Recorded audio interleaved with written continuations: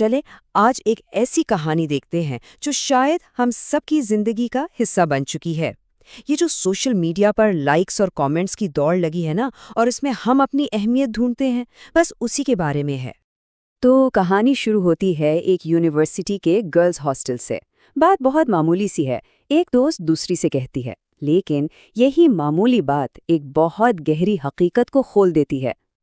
اچھا، تو ہماری کہانی کا جو مرکزی کردار ہے وہ ہے امامہ، 20 سال کی ایک سٹوڈنٹ، اور وہ ایک ایسی دنیا میں رہ رہی ہیں جہاں ہر کوئی ہر وقت اپنی زندگی کا ایک ایک لمحہ سوشل میڈیا پر دکھا رہا ہے۔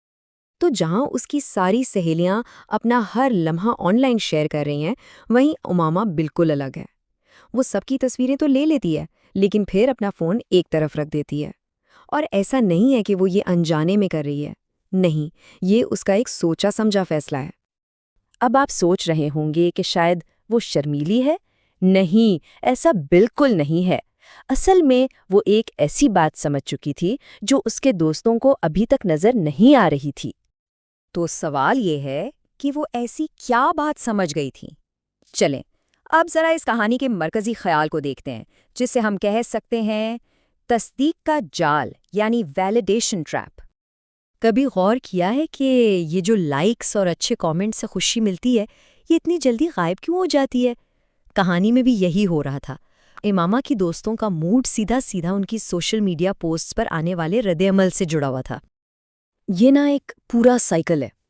پہلے کیا ہوتا ہے، آپ کو لائکس اور اچھے کامنٹس ملتے ہیں اور ایک دم سے خوشی محسوس ہوتی ہے، لیکن وہ خوشی بہت تھوڑی دیر کی ہوتی ہے۔ اس کے بعد ایک خالی پن کا احساس ہوتا ہے، اور پھر دل چاہتا ہے کہ اور توجہ ملے اور ویلیڈیشن ملے۔ یہ ایک نہ ختم ہونے والا چکر بن جاتا ہے۔ اور اس پورے چکر کی جو جڑ ہے نا، وہ ہے نفس۔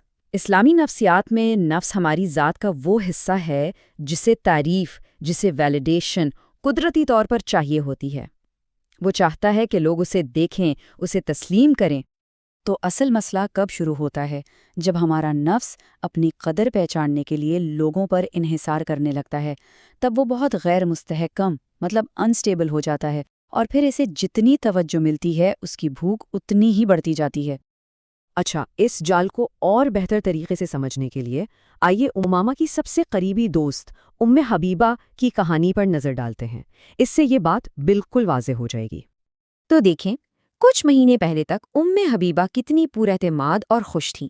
پھر اس نے اپنی تصویروں کو ایڈٹ کرنا شروع کر دیا، کمر پتلی کرنا، رنگ گورا کرنا، فلٹرز لگانا، اور یہ جنون کی حد تک چلا گیا۔